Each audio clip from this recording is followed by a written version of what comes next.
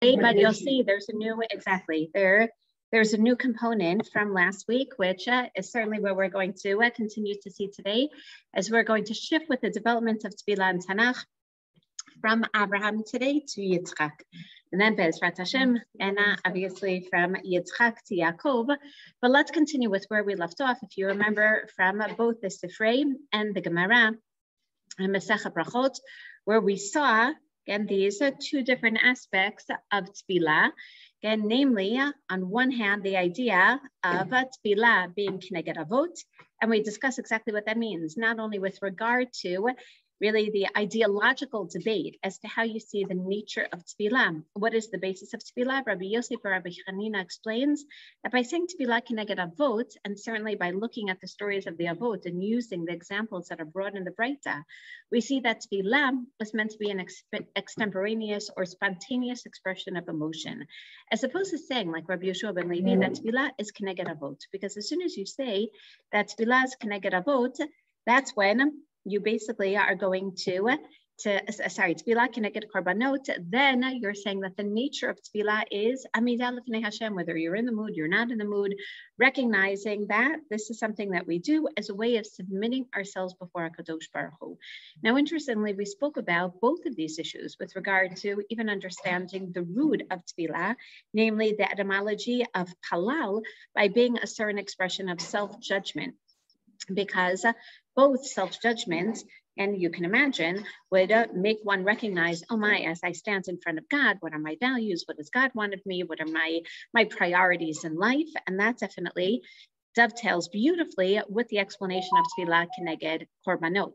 At the same time, we also see this idea of Tefillah Keneged Avot that perhaps is even expressed more through the Rishonim, the machloket between, the famous machloket between the Rambam and the Ramban. The Rambam, who consistently sees Avodah Shebalev as Amidah Lefnei Hashem. The Ramban, who at least on the biblical level, Mida Oraita, explains that look at the examples that were quoted. Tefillah Keneged Avot is really the basis of Tefillah in the sense that it's supposed to be Be'et Tzara. It is supposed to be a time not necessarily where I judge myself for the broader priorities in life, but rather at that moment that I'm in a state of distress, how do I call out to God? Of course, he says, again, the Chachamim are going to build off of that and say that, you should really turn to God regularly, but the biblical commandment, the basis of Tefillah is Keneged Avot, and therefore we find both of these expressions, and therefore both the Rambam and the Ramban, respectively, have sources in the Gemara to show us. On one hand, it's Amidah Lefnei Hashem. We are going to walk backwards after being in the presence of God. On the other hand, it's Chayei Sha'at, it's an expression of different things that we need. And therefore, what we're going to continue with today is on one hand, understanding the basis of the synthesis between both of these approaches, where we left off last week. And at the same time, we're going to continue now in Tanakh itself and see how Tefillah, now that we understand both possibilities, how we're going to see this particularly through the continuation of development of the Avot. So let's take a look at one example of synthesis. Yes. Can I just ask a question? If we think of it based on Rambam and Ramban, so that when it comes to a woman doing Tefillah, and then we say that because it's a time-bound thing and therefore she may not have to, so then is it based on the Ramban that we then say that therefore that women should daven whenever they want to because it's something that if you feel you need to, because it's not time-bound? Beautiful, but the Rambam, we actually pass him in the end like Maimonides, like the Rambam, who says that Mida Oraita, every single person, woman included, have to daven every day, because in the end, again, even the Rambam will say that even if it's a time-bound mitzvah, the Oraita is not time-bound. You have to do it every day, sometime during the day. Do you see that? And therefore, he says, and why? Why isn't it time-bound? Even though based on Sefer Tehillim, Erev Avukah V'Tzarai Masicha Ve'emeh, I would have thought that it's time-bound, that there are particular times. He says, no, those are the rabbinic enactments, but Midoraita, it's not time-bound. That's the basis for women's happening every single day, not just when we're in the mood, every day, sometime during the day, and to say something. Right? And that's the doraita for everyone, for men and women, to say some type of shabach, some type type of bakasha and some type of hodaya. I'm smiling because I think that as women in particular, we do this without even being commanded, right? At some point during the day, we'll say, oh my gosh, wow, what a beautiful sunset. And then we'll say, oh, Kadosh Baruch Hu, please, help my son get through the day. I'm really thinking that right now. And at the same time, HaKadosh Baruch Hu, thank you so much. Thank you for the rain. I'm in such a great mood. Okay, it's so beautiful, right there. HaKadosh Baruch Hu, thank you.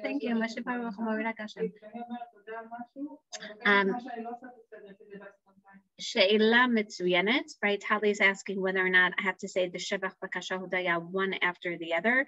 We're going to see that certainly according to the Rambam's understanding of Tefillah, ideally, yes. Ideally, Birama Idealit, the Shevach basically makes you realize, oh, Hashem could provide for anything, right? He provided the sunset. He can help my son get through the day. Right, exactly. Meaning, מצוין. כלומר, הבקשה, בקונטקסט של השבח, הוא הרבה יותר מובנת. נכון, ואז הבקשה, מה קורה תוך כדי הבקשה? אני מכירה, I realize all the things that Hashem has already provided me. בדיוק. נכון, right? It's almost impossible after you ask something of Hashem not to say thank you. It just reminds me, right? Mamash b'yom chamishi shavar, one of my students looked very depressed. So what's wrong? She said, Hashem, I'm really having a really, really bad day. I said, okay, do you want to talk about it? Tell me. So she was mentioning 2 or 3 things. And we were talking about how she, not my job, dialectical behavioral theory, how she can try to, make choices that will make her day better. And then I said, okay, I have to go for a minute. You stay here and you're gonna make a list of 5 things that you're grateful for. Just make that list. Okay. And I come back. I said, how do you feel? I said, I'm actually in a better mood. And after the bakasha, to turn to Hashem with hoda, meaning it's almost as if that's the natural progression. As the Rambam doesn't speak about dividing it, but rather, ideally, that is the basic, I'm even going to say human expression of standing before God. So it's Zeyoter hakara shani omedet lefnei Hashem me'asher bemet levakish dvarim. So that hakara, and definitely we said, is more based on the idea of korbanot. Well, we're going to see where we get this idea from. And by the way, very consistent, the Rambam, who very often will incorporate more midrashay halacha. Remember, the term of the midrash halacha was avodah, right? So the Rambam definitely sees avodah to korbanot, meaning that's the basic connotation. So let's take a look, though. We're going to see how earlier sources in Chazal already show us there's, I don't want to say a tension in as much as really a synthesis of both of these feelings, right? If I would go around and I would ask all of you, when you daven to Hashem, do you feel more a spontaneous expression of emotion?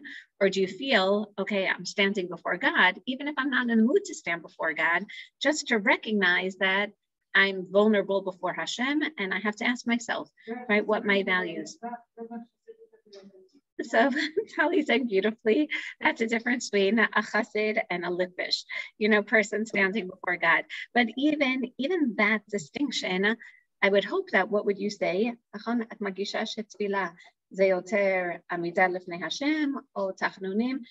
Both. That's exactly it. Meaning there are days that we feel one, days that we feel the other. And the biggest thing is that you're not alone. But I'm not alone. Meaning, in any case, yes. Beautiful. So Bella is going to say something very similar to Soloveitchik. Your father, Allah Shalom, taught you very well. So let's take a look. And we're going to see this in the Midrash Tanchuma, firstly. So I meant even early sources. Yelamdenu Rabbeinu, right? That's the terminology of the Tanchuma. Kama brachot mitpalel adam b'chol yom. Kach shanu rabotenu b'chol yom mitpalel adam shmona asrei. Now, this is strange because in Masechet Brachot, Chazal are going to teach us, kol hakavod, that ideally we should just be saying brachot all day, right? And then Chazal come up with the number 100, right? Based on David HaMelech, right? And 100 is just, why do you think they come up with 100? So really, David uses the term, right, of mea, but mea is our way of saying, there were 100 people there. Nachon meaning it's a roundabout large number. So Mea, Chazal say, well, actually, and Shanu Rabotenu B'choyom Mitpalel Adam Shmona Esrei. Meaning, what's the problem with this idea of Mea? We try, but do you mind if I ask, like, are all of you conscious about saying 100 brachot a day? Why not? Because then we would become a little OCD. Yafeh, because we try. It's in our subconscious.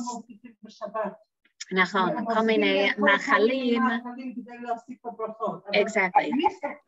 I was going to say, who actually counts? So by the way, it's like make an app for this. If it doesn't, Sunny, it's like the 10,000 steps you're supposed to take. Thank you. That's a great analogy. It's like the 10,000 steps you're supposed to take. So it's measured on your watch. How many of you have those watches? Sorry, so they're so they're gonna have a brachos watch soon. I'm serious. Every time you just great idea. You get bonus points.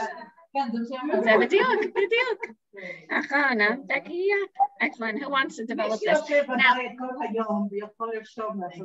but no, with the net, that's why I say a watch app is actually great idea. But I'm not. Thank you.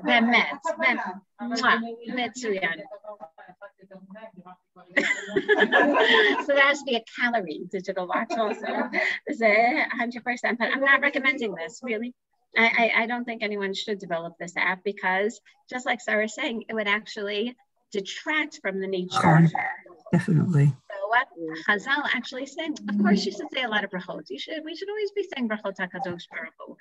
At the same time, Chazal established that what is the basis? And we have to make sure 3 times a day to say 18 brachot. The irony.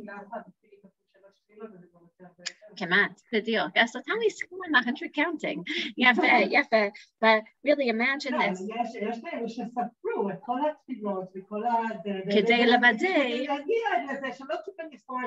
Exactly.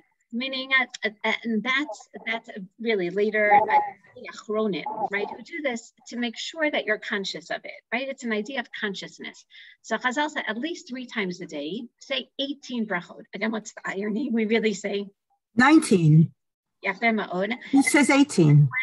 Exactly. So, but they were originally 18. So then you have to ask why, when it comes to Chazal establishing a consciousness, a brachot, why they came up with the number 18. Now, this is a question, you'll find this throughout Shas. And Masechet Rosh Hashanah, Masechet Megillah, and whenever numbers come up, Chazal asked, what was the chicken and what was the egg? Meaning, did they like the number 18 and therefore work backwards to create 18? Or they said, we have to be conscious. And in the end, what did they end up with? 18. 19. Exactly, which Becky's saying, the fact that they came up with 19 proves more the latter. Right? That they said, it's as if everyone has done this exercise. Everyone write down, right? What are the most important things without giving a number, the most important things that you would daven for? Most people would get to how many things? 10. B'diuk. So again, 10, if you think about it, right? Plus then adding the 3 of Shvach, right? And the 3 of Hodaya. So I'm already, right? Up to 16 this way. So basically 10, 12, Nachon, and a Dakol Kakadol. Nonetheless. Shani, I always thought it had to do with Chai, like you give a check, Beautiful. So 3 times Chai. I mean, that's like the, Beautiful, right? So it's a nice idea. Everyone hear what I'm saying? So Chazal do the same, right? Meaning, of course, they started with what are the most essential modes of consciousness, and what do I really want to stand before Hakadosh Baruch Hu and think and praise and ask Hashem for. Nonetheless, and the proof is the fact that there are 19 brachot in the end. Nonetheless, just like Becky's saying, Chazal say, wait, if we're already talking about such a religious venture, right? The fact that we came up with the number 18, there must be something there. And if we already have a number, then let's use the number as well to enhance the ideas behind what we're trying to say. So that's exactly it. Nachon. That's why I'm not pro.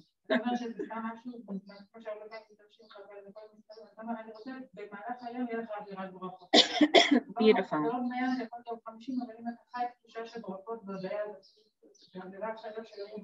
מעולה. מעולה, מעולה.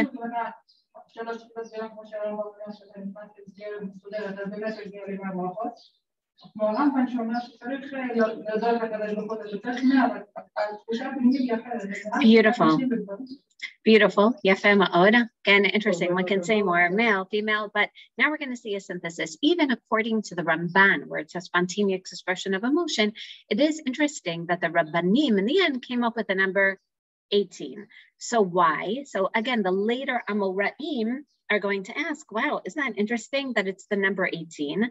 So Becky's waiting to hear Chai, but they don't say that. Rather, Rabbi Yochanan Amar, Keneged Yud Chet Tzivuyim Shebemishkan. Remember in Parshat Pekudei, it says literally 18 times, Kasher Tziva Hashem et Moshe Kenasu. Kasher Tziva Hashem et Moshe Kenasu 18 times.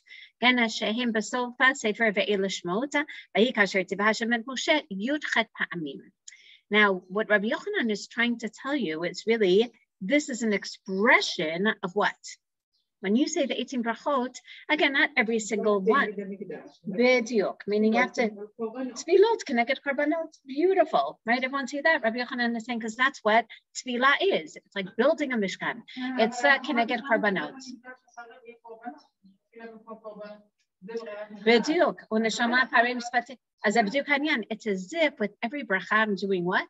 I'm building a mishkan, right? Bilvavi mishkan evnei.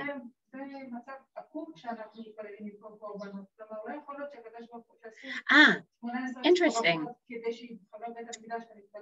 So interesting. No. So Tali, that's an excellent point. So we're going to show this through the development of Tanakh, that even when they brought korbanot, what did they do every time they brought a korban? There was a tefillah. The basis was the korban, right? Meaning, just like sometimes it's easier for us to daven when, we're getting tzedakah at the same time, meaning it was part of the korban went with a tefillah. Toch kedei, b'diuk. When it says tefillah, connected korbanot, it doesn't mean bimkom. It means bikurim, b'diuk. Without the mikra, nachon lo yatati, me'ule. Excellent. Exactly.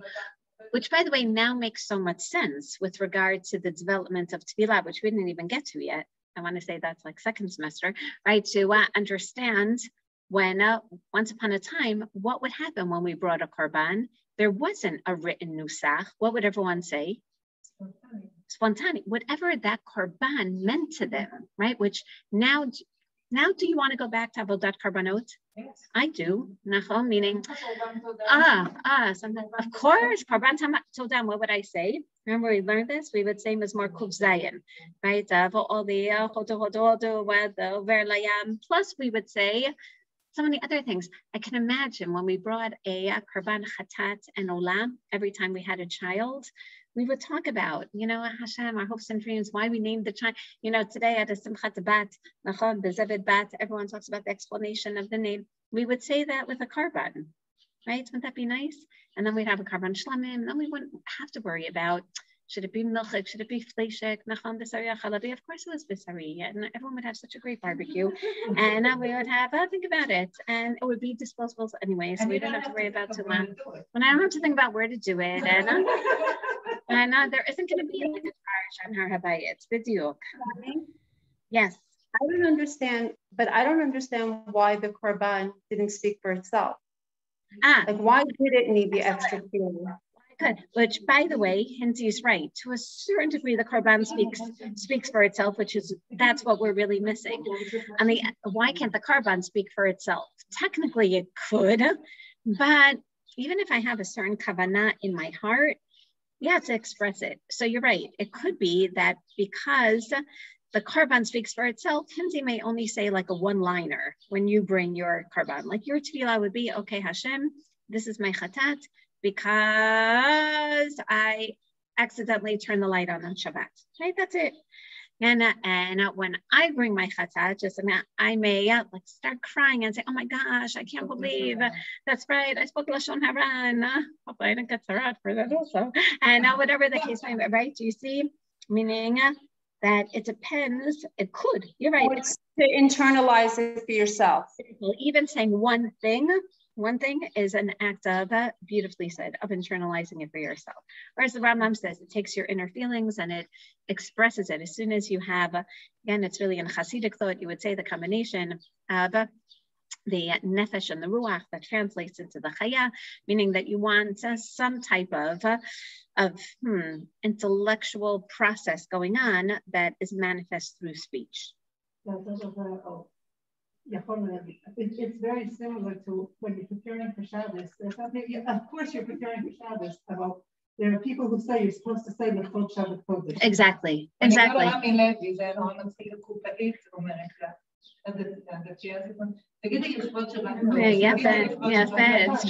true. And then you don't feel as bad spending 1,000 shekel each time. It's true. Say Lechot Shabbat Kodesh, right? And when you're preparing the chalot and matzot and nachon, it helps. As Sarah is saying, it helps us focus as well. So that's exactly what Rabbi Yochanan is saying. When you daven, what should you be thinking about? Can I get korbanot, right? I'm building this mishkan. And that's his opinion. Rabbi Simon says, can I get yudchet chuliot shebishidra, like the 18 vertebrae in our spine. Shebisha'a sha'adam mitpalel b'korea. And don't you feel this? I find, I don't know about anyone else, this is so cathartic to start my morning this way with you. And obviously with HaKadosh Baruch Hu and Tefillah, but I like this also. Right after I daven, I come straight here. And why am I sharing this? Right, because this is really cathartic. Then I don't know about you, but as I get a little older, just a little older, Nachan, am I the only one? Do you have back pains? Thank you. I know, I do. Every morning, when I daven Shemona Esrei, I say, HaKadosh Baruch Hu is reminding me, do Pilates. That's exactly it. Sorry? So כיף כפופים, באמת מרגישים את זה. נכון, אבל אפילו מההתחלה, meaning, because I daven early, so my first stretch in the morning is really Shemona Esrei. Baruch atah, and you feel it. I keep thinking, wow, it's a yopi that we have kriyot in Shemona Esrei to help us stretch, just in case, And then I keep thinking, wow, I never felt this before, until this stage of life where actually I feel my vertebrae and I realize this, exactly this idea of Rabbi Simon, that we're supposed to feel this vulnerability before HaKadosh Baruch Hu. Like, yes, Hashem, I do. in every chulia of the spine, שבשעה שאדם מתפלל בקוריאה, צריך שיכרע עד שיתפקקו כל חוליות שבשדרה. Don't worry. Hashem אמר, כל עצמותיי תאמרנה, Hashem מי כמוך. בדיוק. Sorry? Yeah, that's also connected. It's true. And Bella saying, pay attention to the shoes as well.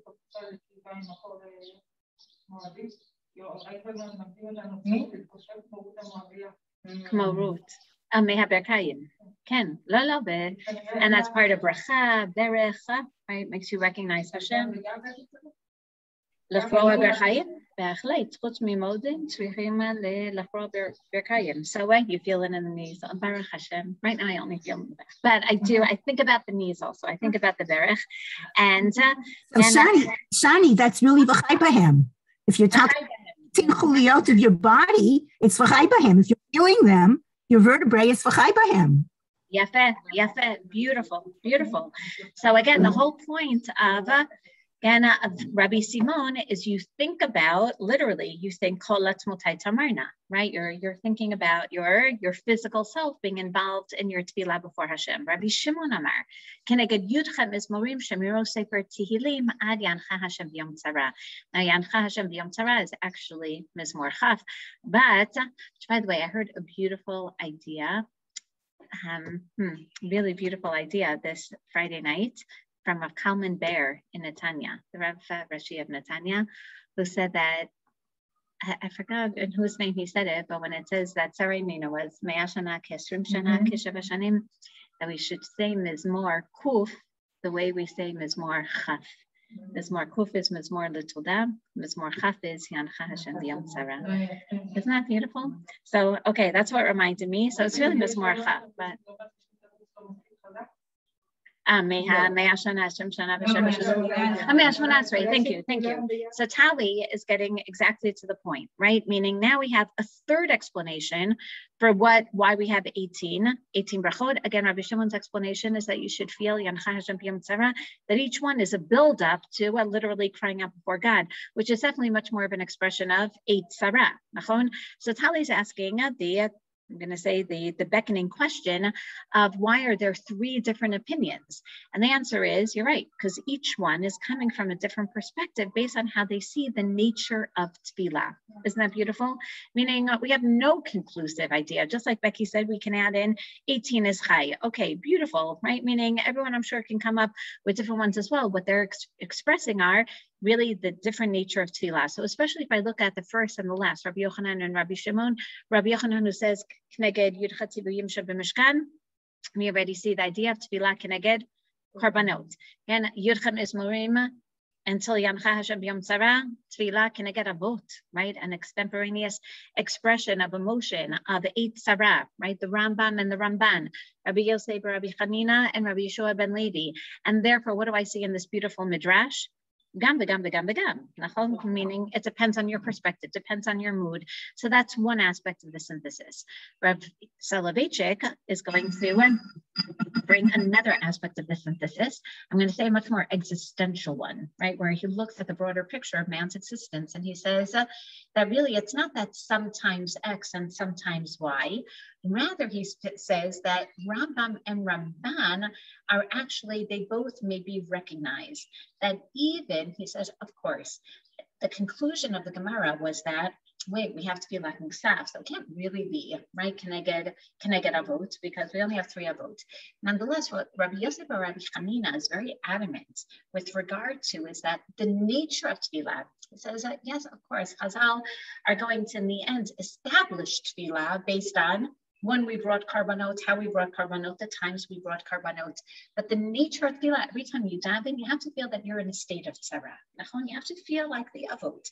And he says, I'm sure the avot davens at other times also. But this is where we're going to learn the nature of tefillah, the official tefillah.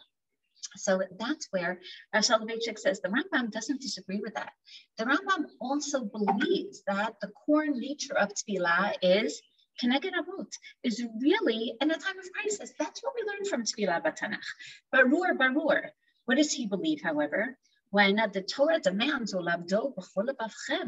what does the Torah say? That every single day you should feel like you're in a state of tzara, that it's not just every once in a while. And that's the point. They differ in their understanding of what a tzara is. The Rambam regards daily life as being existentially in straits, inducing in the sensitive person feelings of despair, a brooding sense of life's meaninglessness, right? Who doesn't think about this? Absurdity, lack of fulfillment. That's the persistent tzara. If you really think about it, we're all always in tzara. And especially, I think every time I stand, right, in Shemona Esrei, even if you're in the best of moods, even if everything is great, what do you think about? When you say, Magin Abraham, you realize, Hashem, I need it. Meaning, we are in the state of vulnerability. The word tzara connotes more than an external trouble that we may be experiencing right now. Certainly, by Chazal learn from here the possibility that maybe the shliach tzibur should always daven from a low place, because that's where we are, right? Meaning an inner rather than an externally induced state of constriction and oppression. Out of this sense of discomfiture, prayer emerges. Offered in comfort and security, prayer is a paradox. Modern methods of suburban worship plus synagogues notwithstanding, right? This was very known in, right? According to Rav Soloveitchik and Rav Royer, very much was consistent with this. Tefillah is not a place where you should be hugging and talking to your friends, because what should you be feeling in a big Knesset? That's exactly it. You should realize, oh my gosh. Nachon, I know. I Baruch Hashem that I'm not Royer, meaning it's so nice to daven. Your friend, Sitali, I haven't seen her. Of course, you want to give her a hug and shul. Nachon, Baruch. But this idea, Nachon.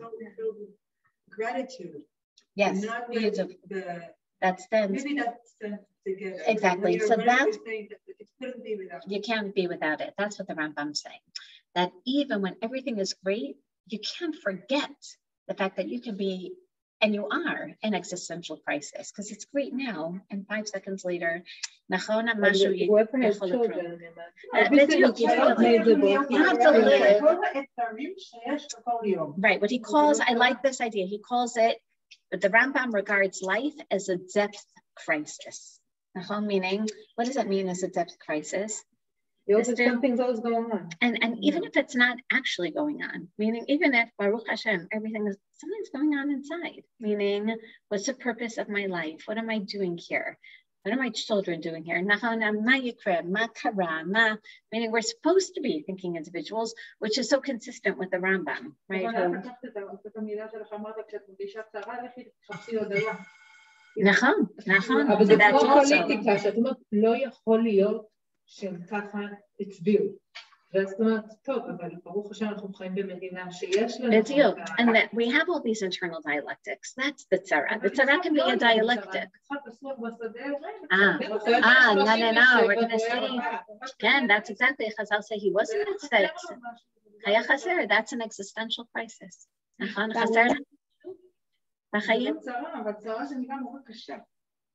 Right. So that's why he brings me Mamakim Praticha Hashem. That Sarah, today we think of Sarah as, oh my gosh, a terrorist attack or a machala, or no, a Sarah could also be, my child's not married. שמעתי על רבקה, שהיא בעצם הייתה קרויה בבית שלה, רווקה. כי אף אחד לא יוצא אותה, כי הייתה כל כך שונה מהבנות האחרות, אז קראו לה רווקה, רבקה ורבקה. יפה, לפי המדרש. אז אנחנו... One other thing also is that when we say Shemona Esrei, so the first part of it is more for ourselves. And then the second half shifts and it's for other people. So even if on a day where maybe everything is fine for me, I still have to think of other people, and that could be the tzarat that you daven for, and you have to keep in mind everyone. Thank you, Hindi, beautiful, right? Even if I'm okay looking around at the world, or Bella was just talking about the world of politics.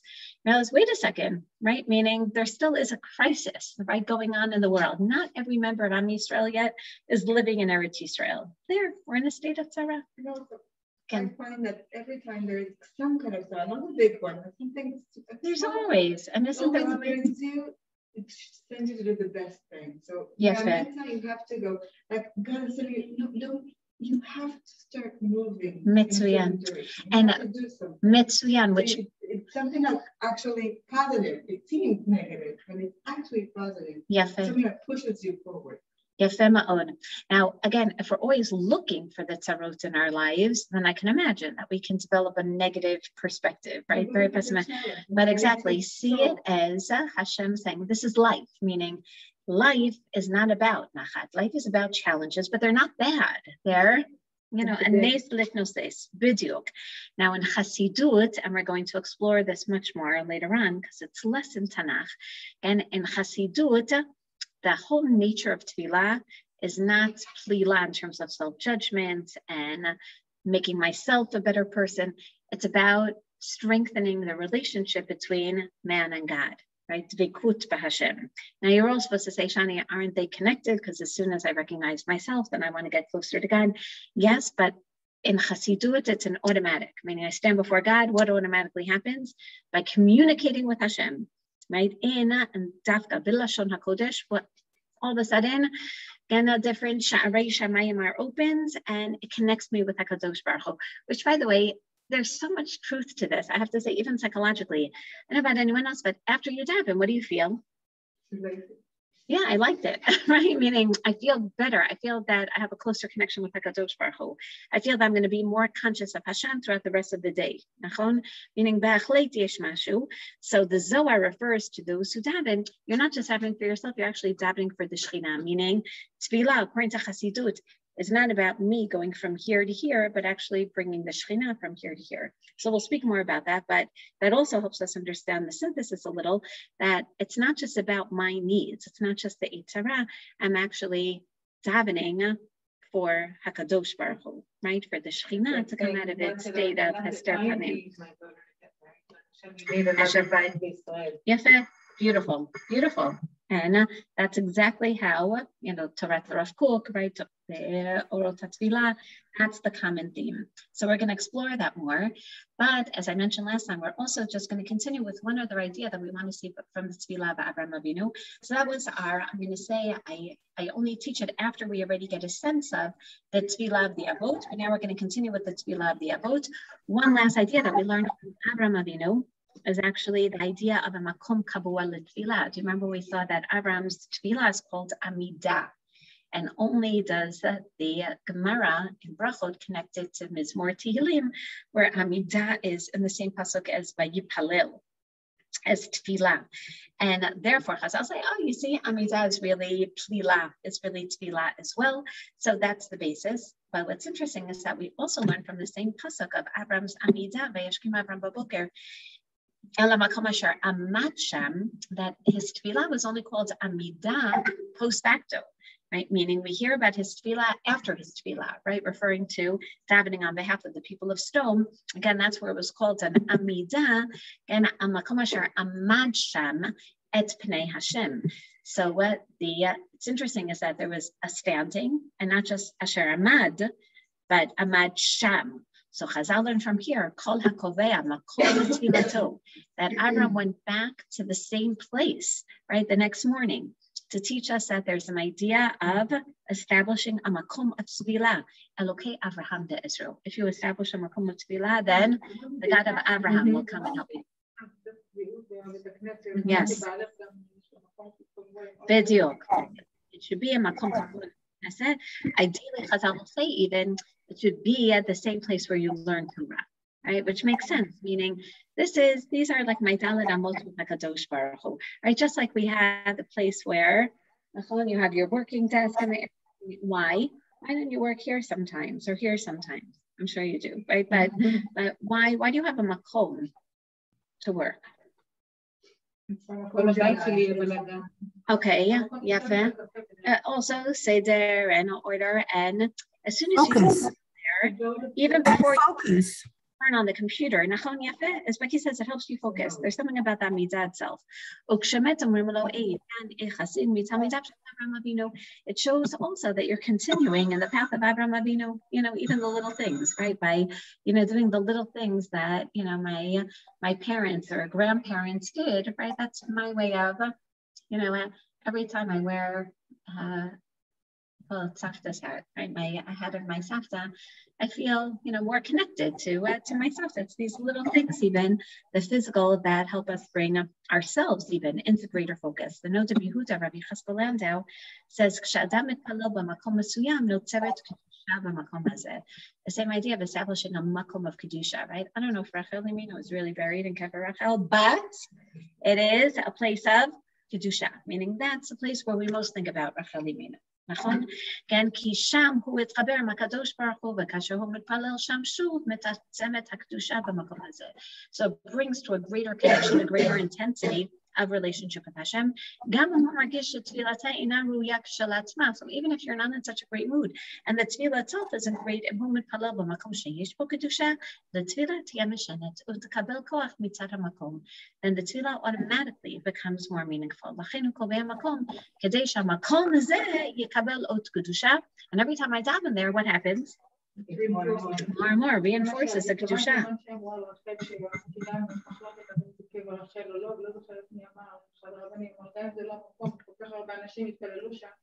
בדיוק, right? And that's what brings it more kedusha, נכון? בדיוק.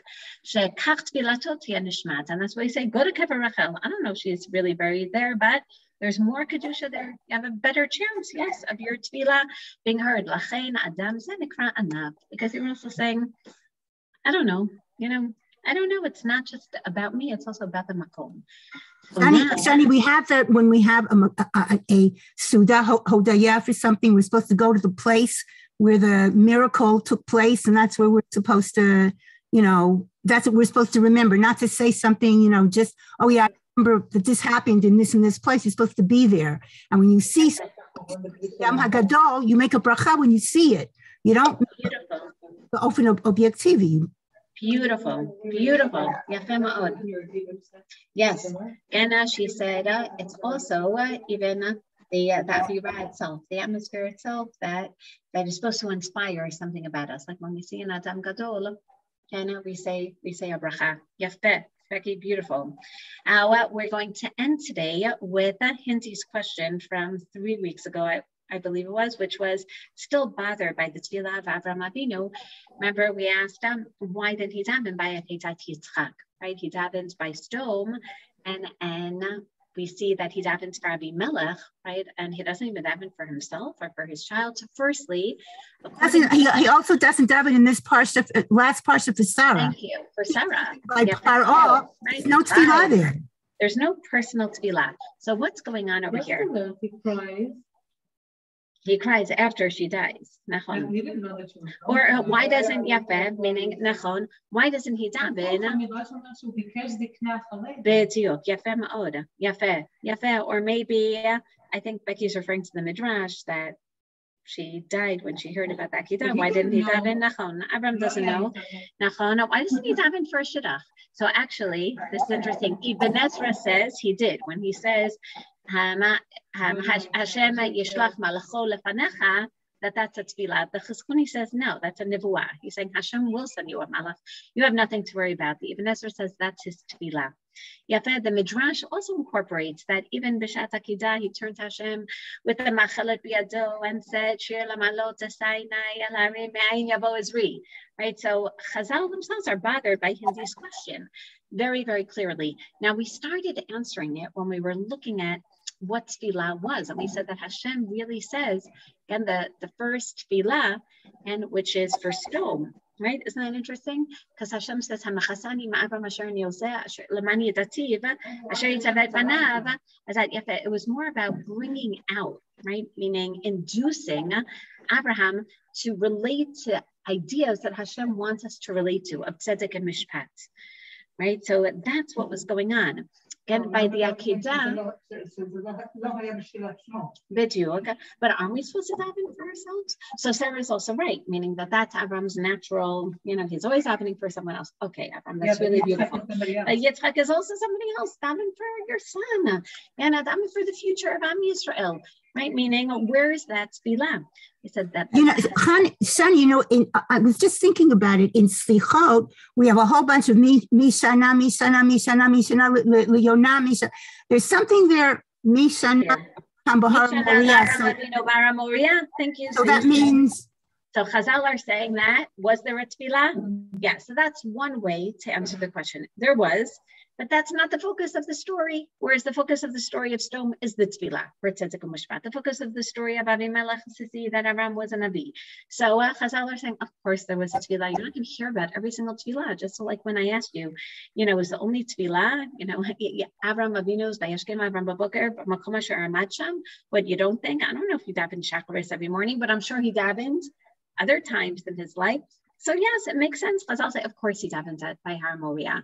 Okay, so why isn't that one of the sources? Why don't we hear about it? Why isn't that a focus? So basically, and why doesn't Yitzchak daven there? So chances are, so Chazal also say Yitzchak was davening also to himself. The question again is, why does the Torah not see whatever was said at the Akedah as significant enough for us to learn from? Rather, one can argue. So Yafeh. And even if they don't, the focus of the Akedah is about their acceptance. It's about their Yirat Elokim. That's what it's about. So we don't have to hear about their tefillah. He puts aside his paternal instincts and he takes the leap of faith and becomes a knight of faith. Yeah. Yeah. Shani, but also there must be something connected to something with tefillah or something that went on, because when it comes to Rosh Hashanah, and then we bring it up again, in the Kriyat HaTorah, that's something that we're learning from. So there clearly is something connected to tefillah, if that's brings like that. Excellent. And this is really what I wanted to summarize with, right? And next week then, because it's still, Yitzchak is still in the picture, Parshat Toldot, then, leading to Vayetze, we're going to talk about Sicha. Is that okay? So now we're like always one Parsha behind, Avalo Norah, again, Sicha. And then after Parshat Vayetze, we'll continue with Vayifga Yaakov. We'll talk about Yaakov. But now let's take a look at this verb, For a moment, Rav Soloveitchik says exactly what Hindi said, meaning the focus of the Akedah, if the point of Tfilah in Sefer Bereshit is to help us recognize different ideas that it's supposed to bring out, well, the Akedah brought out other things, meaning it's not about the Tfilah. Rav Soloveitchik says this beautifully, right? Hashem basically is telling him, go to Har Moriah and sacrifice yourself, through sacrificing Yitzchak. What was Hashem asking Abram to do?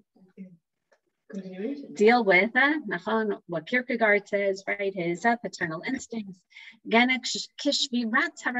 Kabbalat Masa transcendentally, right? Basically accepting upon himself a transcendental responsibility.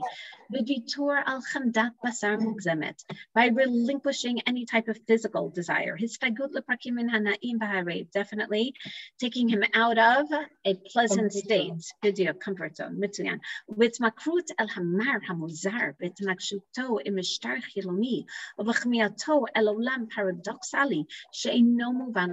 God is taking him out of his comfort zone, having him engage in this very secular idea of child sacrifice, and bring him into a confusion, right? This paradox.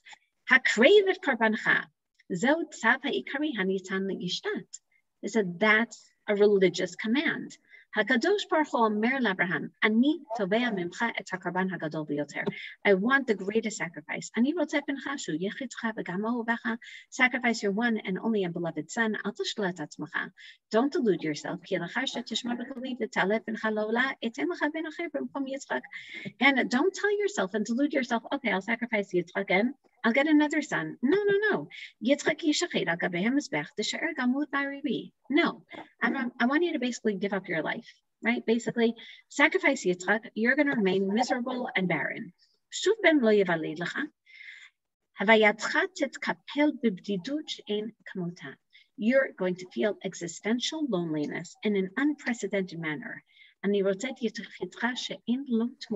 no replacement for this child.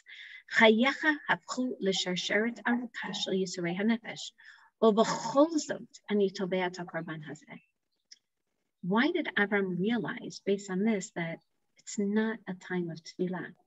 Tefillah is what? Is abikuach, is us bringing ourselves into a picture with God. What's Rav Soloveitchik saying? That Akedah was about what? Hashem is basically saying, the deal, Kabbalah. You say exactly. Yes. According to this, Yitzchak is the means to which Abraham has to get to complete submission, not vulnerability, submission. Yes. Soloveitchik and Kierkegaard in this way, and that's the idea of Elokim. So he says, don't read it as again Elokim. You're Elokim. Yireh lo haseh lo labini. Look at, right? Yireh lo haseh lo labini. Look at what I'm doing. Right? It's not even a tefillah. It's a statement, right, of acceptance. Which is what you're supposed to do. You're supposed to ask yourself, it's not about tziduk hadin, it's about, I can have tziduk hadin, that I recognize that I have this right almost to stand in front of HaKadosh Baruch Hu. No. We learn from the Avot how to daven, but not from the Akedah. The Akedah is not it's not a tefillah story. Do you see that? Meaning, Hindi asked, the only reason I'm bringing this in is because Hindi asked, why isn't there a tefillah by the Akedah? So I said, okay, we'll address it. Because it's not a time of tefillah, it's not about tefillah. Everything else is about tefillah, don't worry. The rest of the course is...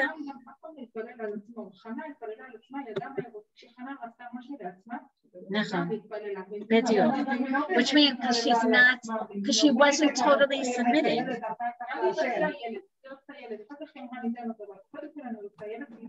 Because exactly, what was Hashem telling Abraham by saying Alei Ola Ola? It's not tefillah. This is not about tefillah. This is about acceptance, meaning this is about Yirat Elokim. I don't even want you to turn to me. It just no, it's mashu acher. That's exactly it. That Akedah, Baruch Hashem, And you know what? Sometimes historically we are. And what do? We daven Hashem, please no, please no, please no. And then we realize this is what God wants. Because what do we realize? It's not about, Tefillah is not about Kabbalat Hadin. What is it about? It's a video. It's about Tachnunim. It's about Kesher. It's about calibration. It's about change. Tefillah is Shinoi. Tefillah, you can't put Tefillah being a different person. The Akedah isn't about Shinoi. The Akedah is about Hitvatlut. So Shani, that's probably the problem when you do see Tefillah as Hitvatlut, because it's not Hitvatlut.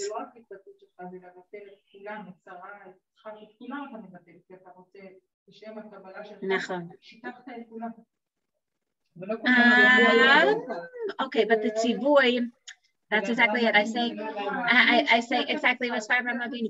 No, but Hashem never asked Sarah, so it's not Hitvatlut of Sarah. She never had the choice.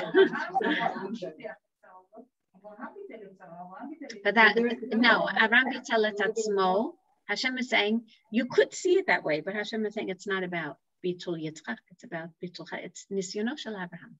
You can say, in the end, had he sacrificed him, he really would have been bringing Yitzchak to Hitvatlut, but the Nisayon is about him. That's why, I don't know, maybe Yitzchak doesn't even know. No, who can you there? Because but it's still, even then, it's not his hitbatlut. It's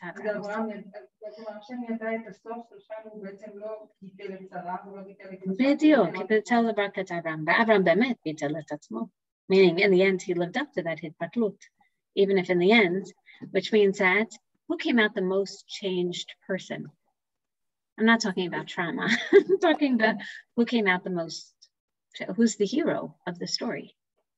Abraham. No, I don't think so. No, in the Midrash it's Yitzchak. Right. Shani, you know what it reminds? It reminds us of the Aseret Harugei Malchut when I think it's Rabban Gamliel who goes up to heaven to find out if this is really what's going to happen, and he comes down and he says, Zeretz on Hashem. This is what Hashem do about it, and that's the Hitbatlut. In other words, we can't even daven for it. Then you know it's time to stop davening. B'diuk. And you can turn to Hashem with other things, but it's not about Bakasha anymore. Yafeh. Okay, next week, I'm going to say an easier topic. One, as you see from the sources of Rav Nachman, we're going to learn about Sicha, Lifnei Hashem. What is Sicha? Why do we learn Tfilah Yitzchak, not from Vayatar Yitzchak? Why don't we learn about it from Parshat Toldot? Instead, we learn it from Parshat Chayei Sarah.